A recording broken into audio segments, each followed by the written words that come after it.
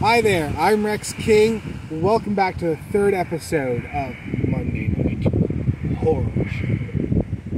Well, as you can tell, I'm in a different location. That might be because we're talking about Pet Semetery today, so I'm in Mount Hope Cemetery, one of the places they filmed the film. I hope you guys enjoy this. Let's dive right in. As I said before, we're talking about Pet Semetery. Pet Semetery was released in 1989 and was directed by Mary Lambert and stars Dale Metcalf as Louis Creed, a city guy who moves up to Maine with his wife, played by Denise Crosby. They end up finding a cemetery on their property, which is the titular pet cemetery, but beyond that there is an Indian burial ground that revives the dead. However, the dead don't quite come back as they were when they were alive. This film made $50 million on a budget of $30 million. It was an instant hit with audiences. However, critics were less than kind, and they considered it a schlock fest. Were they right? Yes and no. So, let me start off by saying that I think Pet Semetery is a good movie. There's good actors, all the characters are played really well, especially Judd, played by Fred Gwaine, Herman Munster himself. And I really enjoyed him in the movie. As a Mainer, I really felt like he was the perfect representation of what that role should be.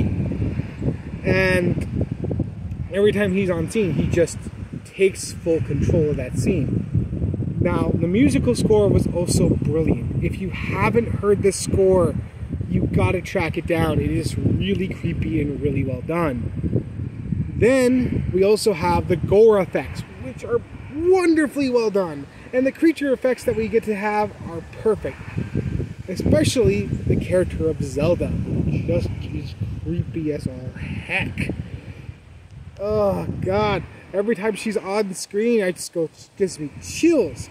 However, that leads me to the problem with the movie. There are certain things that just don't add things to the movie, and Zelda is one of them. Unfortunately,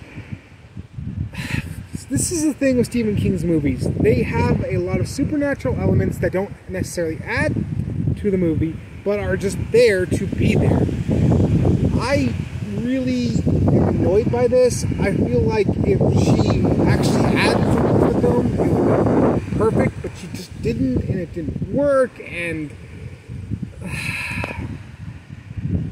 like I said though, I really enjoyed a decent portion of this film. All the actors do a fantastic job, and though the story jumps all over the place, it's still pretty good and will resonate with a lot of people.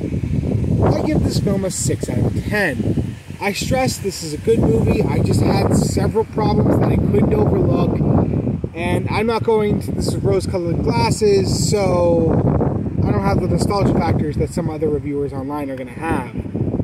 But I still think this film is pretty good.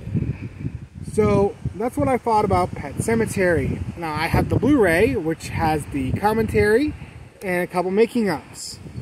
That is actually really good. I think all the making-ofs are interesting, especially the one that talks about why Stephen King wrote the book. If you're looking for a good copy, I definitely recommend tracking down the Blu-ray. Now, let me know what you think about Pet Semetery in the comments below. If you like this video, like, comment, and subscribe. Next time, I will be looking at 2 films in one video. Necrotronic and Death Freak. See you then.